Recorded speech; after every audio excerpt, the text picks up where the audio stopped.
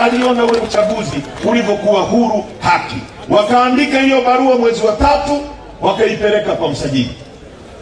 Lakini vile vile wakatumia viongozi tuliokuwa nao kutoka Zanzibar.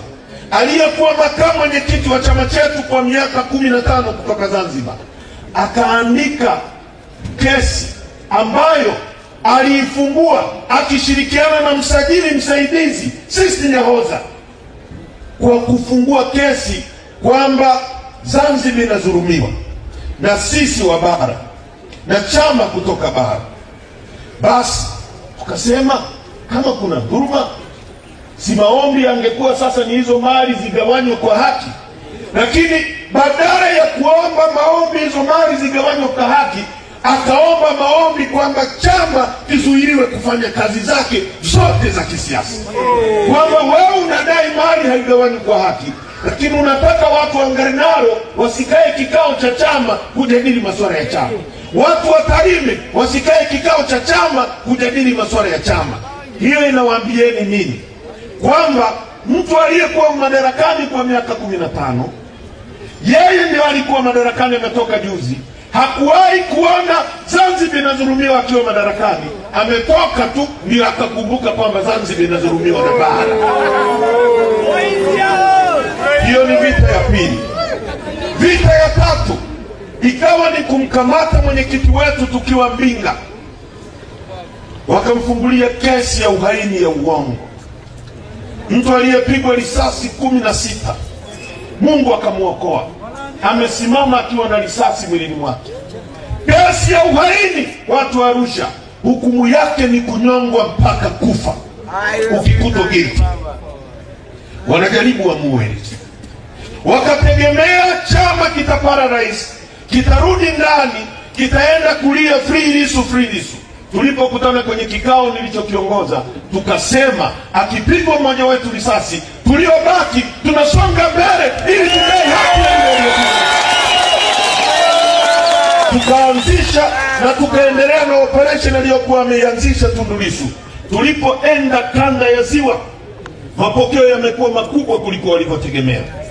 Wakajaribu na kuanzisha chama kikaragosi. Hizi zote ni mbinu za kujaribu kuishambulia Chadema, lakini nyie wa Tanzania mmekataa kuona Chadema inakufa mbele ya macho yenu, mnaendelea kuiunga mkono. Sasa jana mmemsikia msajili amesema kwamba anaifutia Chadema ruzuku, anatishia kukifuta chama hiki kinyume cha utaratibu wa sheria. Tukijaribu kueleza mambo yote, hata hiyo barua yenyewe ya huyo aliyelalamika, mwanzo aliandika kama anamwandikia msajili rufaa. Sisi tukamjibu msajili kwamba wewe sio mamlaka ya rufaa ndani ya chama chetu. Chama chetu kina vyombo vyake vya kufanya rufaa kama mtu ana malalamiko. Kwa hiyo kama mtu amekuja kwako, mwambie arudi ndani ya chama, ashughulikiwe ndani ya chama. Msajili akamwambia toa hiyo barua, andika barua kama malalamiko.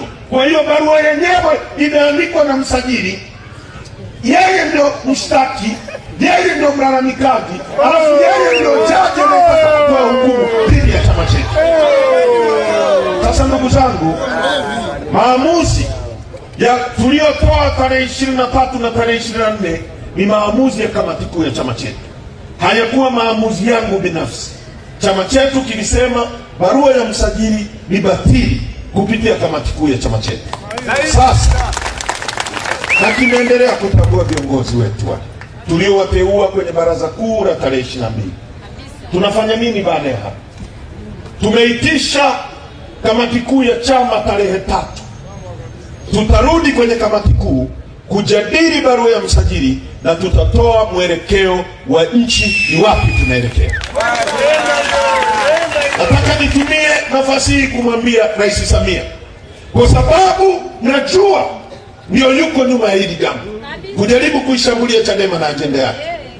Rais Samia, ukijaribu kufunga mbinu za kidemokrasia za watu kudai haki yao, watu wanauawa, watu wanatekwa, mimi Nimeambiwa jana kwamba niangalie sana namba zangu zinahesabika. Nataka niwaambie watu wa Arusha, sitakimbia nchi hii hata dakika moja. Nitakuwepo kama damu yangu itamwagika katika kutetea haki na usawa katika nchi hii, na imwagike, lakini msirudi nyuma. Tusonge mbele mpaka tutakapopata mabadiliko ya nchi. Ndugu zangu wa Tanzania, huyu msajili ni adui wa demokrasia ya nchi yetu. Alifanya hivyo kwa CUF. Mbatia Lipumba aliyejiuzuru mwenyewe mbele ya uso wa dunia, akatoka kwenye chama, akabaki Maalim Seif. Lipumba akaenda akakaa miezi iliyotosha, akarudi msajili akapora chama, akamkabidhi Lipumba na akampa ruzuku Lipumba. Msajili huyu ameipora NCCR kutoka kwa James Mbatia, akakabidhi kikundi kingine cha watu.